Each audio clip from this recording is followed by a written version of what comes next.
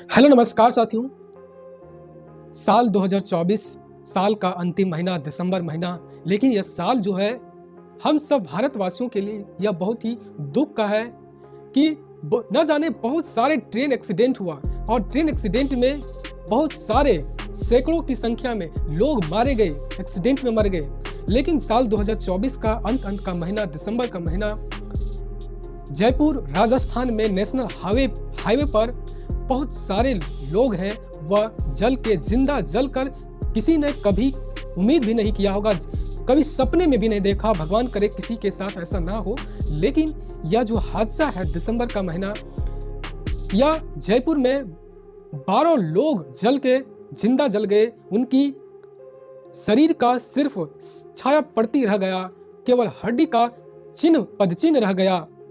बहुत सारे लोग झुलस गए और जिंदगी के मौत में लड़ रहे हैं।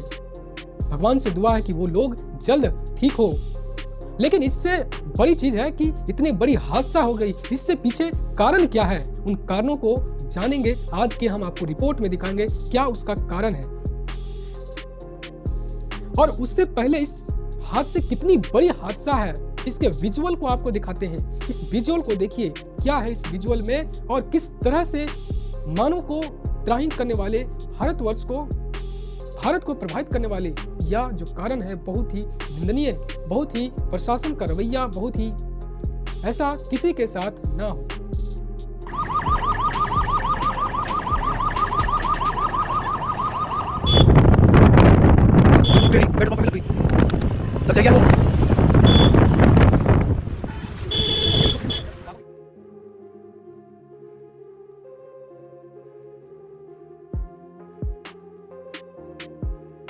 इतनी बड़ी घटना हुई और इस घटना में एक नए व्यक्ति का नाम आया, शेरा, और वह एक भगवान का दूत बनके, मसीहा बनके आए और लोगों का जीवन को बचाने का काम किया, बहुत लोगों का जीवन देने का काम किया, जो मौत और जिंदगी और मौत में लड़ रहे थे, उन लोगों को बचाने का काम किया। अजमेर हाईवे पर हुए इस हादसे ने चारों तरफ तबाही और दहशत का मंजर बना दिया। मौके पर या तो घायल हुए या फिर से वे खौफजदा लोग जो समझ नहीं पा रहे थे ये आखिर क्या हुआ। और इसके सबके बीच एक ऐसा शख्स भी था जो ना तो घबराया और ना ही मौके से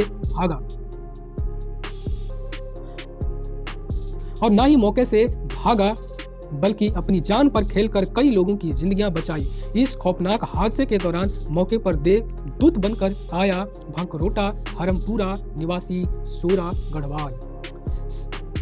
शेरा ने विस्फोट के बाद मौके से करीब 2 दर्जन लोगों को सकुशल निकाला और कई घायलों को अपने निजी वाहन में अस्पताल भी पहुंचाया।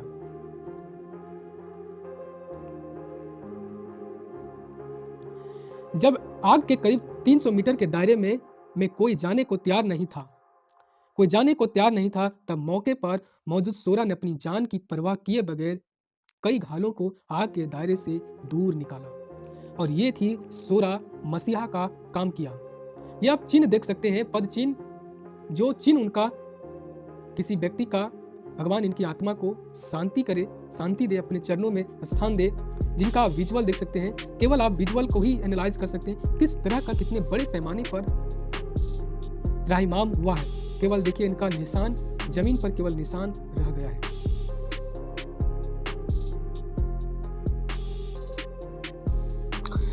हेलो नमस्कार साथियों, चलिए हम लोग देखते हैं इतने बड़े साल 2024 के अंत में यह सबसे बड़ा अंत में होते हुए सबसे बड़ा दुखद घटना हो गया।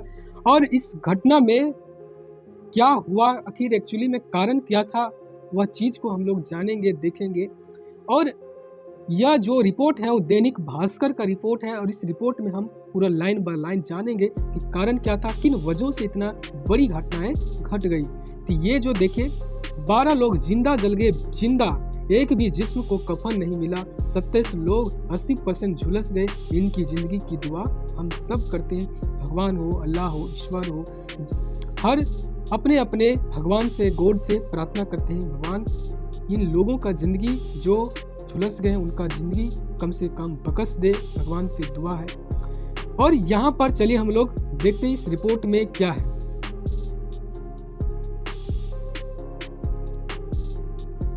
देखिए बस के मेन गेट लॉक हुआ, यात्री निकल नहीं पाए।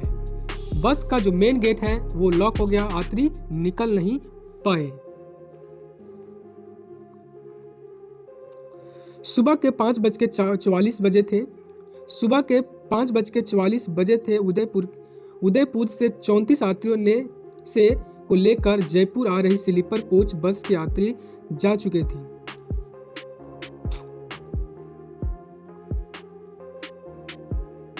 जयपुर सिर्फ 11 किलोमीटर दूर था। यह दूरी तय करने में मुश्किल 30 मिनट और लगने वाले थे। मंजिल करीब थी। यात्रियां सामान संभाल रहे थे। बस के आगे पीछे और कई वाहन जयपुर की ओर आ रहे थे। तभी बगरू से आ रहा 18 टन एलपीजी से भरा टैंकर रिंग रोड पर जाने के लिए डीपीएस कट की तरफ घुसा। इसी दौरान अजमेर जा रहा केबलों से भरा कंटेनर टैंक से टकराया। केबल से भरा हुआ जो कंटेनर था वह टैंक से एलपीजी टैंक से टकरा गया। टैंकर के 3 भाल्व टूट गए और जो टैंकर का था वह 3 भाल्व टूट गए। एलपीजी का रिसाव हुआ। आग लगते ही बस का मेन गेट लॉक हो गया। एक किलोमीटर में गैस फैल गई। वाहनों चालकों में समझा धुंध फैल रही है। वाहन बंद हो गए और स्टार्टअप करने की कोशिश में चिंगारी उठी तो गैस ने आग पकड़ ली। गैस के गुब्बारे में विस्फोट होते रहे और 12 लोग जिंदा जल गए, 32 लोग घायल हुए और 27 लोग 80% से ज्यादा जल गए। हम उनके लिए सिर्फ दुआ कर सकते हैं। 38 वाहनों के सिर्फ ढांचे ही बचे और 300 मीटर की दूरी पर 4 पेट्रोल पंप, एलपीजी टैंकर खड़ा था। स्लीपर कोच, रोडवेज बस और 4 कार सहित 38 वाहन के ढांचे ही बचे। इधर घटना स्थल से सिर्फ 300 मीटर के दायरे में 4 पेट्रोल पंप और एलपीजी टैंकर खड़ा था। यहाँ तक आग पहुँचते तो हालात और भयानक होते। सरकार ने मृतकों को 5-5 लाख, झुलसों को 1 लाख, प्रधानमंत्री राहत कोष से मृतकों को 2 लाख और घायलों को 50-50 हजार रुपए की सहायता देने का ऐलान किया है। बाकी इन लोगों का नाम दिया है जो मृत हो गए, उन व्यक्तियों का। अब हम जानते हैं कि यह जो घटना घटी, इतनी बड़ा 2024 का हादसा, अंतिम महीना में यह घटना घट गई। इनके पीछे कारण क्या था? इनके पीछे 3 कारण में मुख्यतः बताया जा रहा है।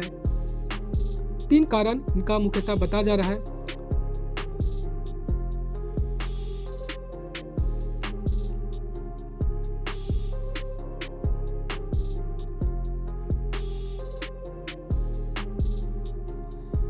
भकरोटा से शुक्रवार को तड़के हुए हादसे को 3 बड़े वजह है। मोटी कमाई, अवैध वसूली और हाईवे पर प्रोजेक्ट धीमे चलने के कारण बड़ा ट्रैफिक जाम। राष्ट्रीय राजमार्ग प्राधिकरण ने रिंग रोड को जरूरी काम पूरा हुए बिना खोल दिया क्योंकि टोल से मोटी वसूली करनी है। दूसरा, डीपीएस कट पर यू टर्न वाहनों से वसूली। तीसरा जो है, हाईवे पर प्रोजेक्ट का काम बेहद धीमी गति से चल रहा है। ऐसे में हर दिन यहाँ ट्रैफिक जाम लगता है, काम पूरे होते हैं और वाहन तेजी से निकलते हैं और हादसे से कम लोग हताहत होते। इन मौतों के लिए असल जिम्मेदार भ्रष्ट सिस्टम है। जो इतने बड़े हादसे हो गए, इनका मेन वजह भ्रष्ट सिस्टम है, प्रशासन है, जहाँ पर जल्दी से काम नहीं हुआ और काम नहीं होने के कारण यहाँ धीमा काम किया गया ताकि अवैध वसूली यहाँ पर किया जाए, मोटी कमाई किया जाए।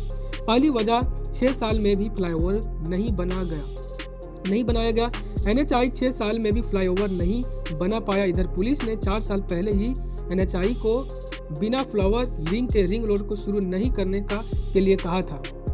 जब तक फ्लाईओवर नहीं बनता तब तक आप रिंग रोड को चालू नहीं कीजिए, यह पुलिस ने बता दिया था। एनएचआई और पुलिस के अफसरों ने 12 नवंबर 2020 को रिंग रोड का दौरा किया था। 13 नवंबर को डीसीपी ट्रैफिक आदर्श सिद्धू ने चिट्ठी में लिखा था कि रिंग रोड कनेक्ट करने के लिए फ्लाईओवर लिफ्ट नहीं, ऐसे में यहाँ कभी भी बड़ा हादसा हो सकता है। रिंग रोड से संबंधित तीनों नेशनल हाईवे पर घुमाव और डायवर्जन पर ट्रैफिक लाइटें भी नहीं लगाई गई थी। यहाँ थी ये चूक हो गई यहाँ पर ट्रैफिक लाइट भी यहाँ पर लगाया, प्रॉपर नहीं लगाया गया कैसे करना है काम को। और दूसरी वजह यहाँ पर बताया 3 फ्लाईओवर शुरू नहीं कर पाए, अगर ये शुरू होते तो जाम नहीं होता, और जब जाम नहीं होता तो इतने बड़े हादसे नहीं होते। NHAI ने जयपुर से अजमेर के बीच 10 फ्लाईओवर बना दिए, हैरानी कि 3 फ्लाईओवर शुरू ही नहीं हुए, इस कारण यहाँ आए दिन जाम लगता है। अगर ये फ्लाईओवर शुरू होते तो यहाँ जाम नहीं लगता और कम से कम लोग हताहत होते। गौरतलब है कि NHAI का दावा है कि भकोटरा फ्लाईओवर से मार्च 2026 तक शुरू हो जाएगा, लेकिन मौजूदा स्थिति के हिसाब से अभी इसे पूरा करने में 1 साल और लगेगा। इधर कमला नेहरू नगर फ्लाईओवर का काम भी 6 महीने से, यानी मेन काम है कि जो प्रोजेक्ट है वहाँ धीमा चल रहा है, धीमा करने के कारण वहाँ जाम लगा, जाम हुआ और जाम होने के कारण थोड़ा सा भी आग पकड़ा, तो चूंकि गाड़ियाँ पेट्रोल और डीजल से चलती है और मुख्यतः चलती है, तो तुरंत आग उसमें पेट्रोल डीजल में पकड़ लिया। तीसरा कारण यहाँ पर बताया जा रहा है, वसूली के लिए कट दोबारा खोल दिया गया, जो वसूली करने के लिए फिर से वहाँ पर कट यहाँ पर दोबारा खोल दिया गया ट्रैफिक को। अजमेर रोड पर हादसे के बाद की गई पड़ताल में लापरवाही और बंदी का मामला सामने आया। इस कट को कुछ समय पहले ही हाईवे के दोनों ओर काम करने के लिए बंद कर दिया गया था और इसे यहाँ से करीब 300 मीटर दूर बनाया था, लेकिन रिंग रोड दूर होने के लिए कारण इस कट को दोबारा खोल दिया गया। इसके पीछे भी वसूली की बात सामने आ रही। यहाँ ट्रैफिक सिग्नल, वाहनों के यूटर्न और करने के बत्ती लाल हो जाती है।